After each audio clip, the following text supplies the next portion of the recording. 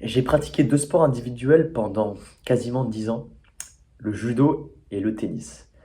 Et dans cette vidéo, je vais te parler de toutes les leçons que j'ai pu en tirer après ces années de pratique. Et là, je vais t'énumérer 5 leçons principales. Après, il faut savoir que tu pourrais tirer beaucoup plus de choses et d'apprentissage. La première chose, c'est la discipline. Et je dirais que c'est le judo, surtout, qui m'a appris la discipline. C'est un sport qui est pas forcément ludique, qui est pas forcément amusant. C'est un sport de combat, donc tu sais que tu vas potentiellement te faire mal, tu vas souffrir, ça va être une confrontation directe avec un adversaire et tu as énormément de chances de perdre. Et donc ce sport, que j'ai commencé très jeune, à peu près à 7 ans, ça m'a appris la discipline, eh bien, dès le moment où j'ai commencé en fait, avec des entraînements physiques très, très intenses pour cet âge. Je me souviens que j'ai commencé à faire des pompes très jeunes, pompes, abdos, euh, tous les entraînements physiques que tu peux imaginer, mais à un âge assez réduit. Et, et ça m'a vraiment forgé cet esprit de discipline, ce mental, de se dire que c'était aussi un sport où j'avais pas forcément envie d'y aller. Je me souviens, des fois, ma mère devait me forcer pour aller au cours de judo, etc., parce que j'avais pas envie de souffrir, en fait. Et donc, je suis reconnaissant par rapport à ça. La deuxième leçon, deuxième apprentissage que j'ai pu tirer de ces deux sports, c'est la patience.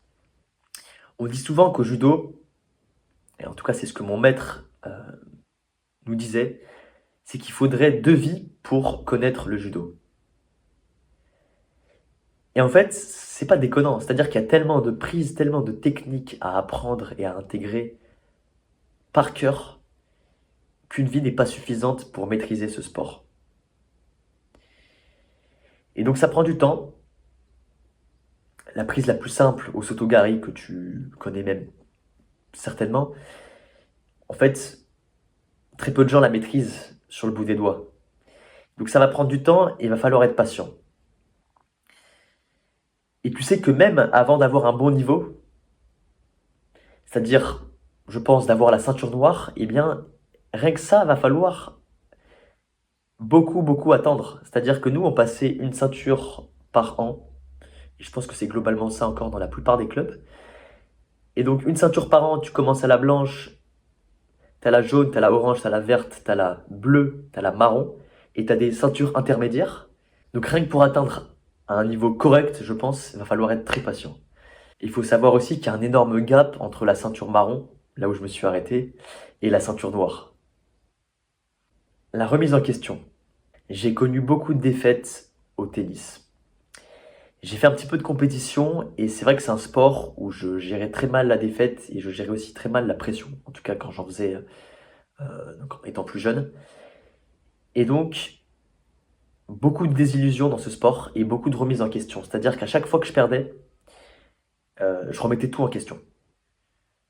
Ça pouvait même aller au-delà du sport et dire, mais est-ce qu'en fait je suis fait pour perdre? Est-ce que je suis fait pour connaître l'échec? Est-ce que la réussite ne viendra jamais jusqu'à moi?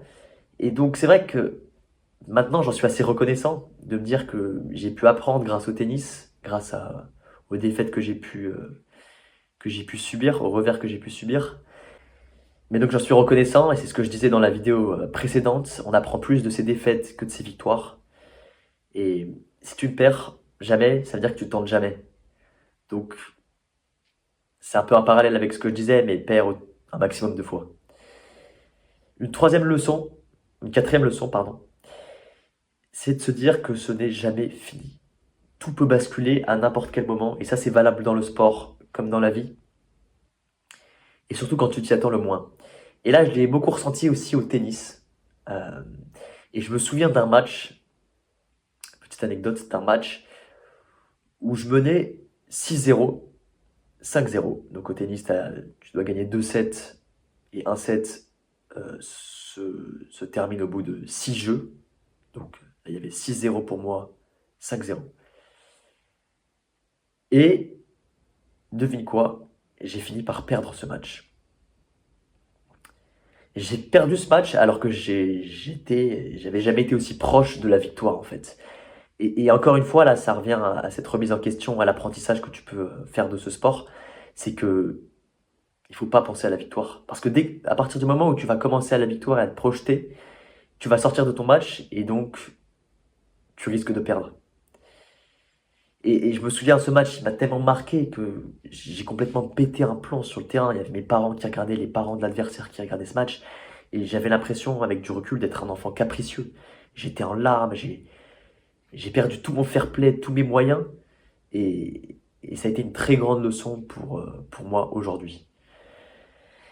Et la dernière leçon majeure que j'ai pu tirer de ces deux sports, c'est que tu es plus fort que tu ne le crois. Et là, je reprends l'exemple du judo. J'ai toujours été très léger, et surtout quand je faisais du judo, ou jusqu'à mes 15 ans, je dépassais pas les 45 kilos. Donc très léger, mais rapide et technique. Et surtout, euh, je dirais que j'avais plus d'expérience que la plupart des gens dans mon cours, parce que j'étais un des plus âgés.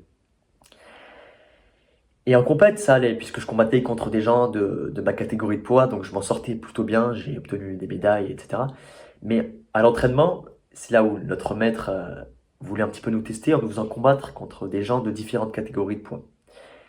Et je me souviens d'un combat assez marquant où j'ai dû combattre contre un gars qui faisait 2 fois mon poids à l'époque.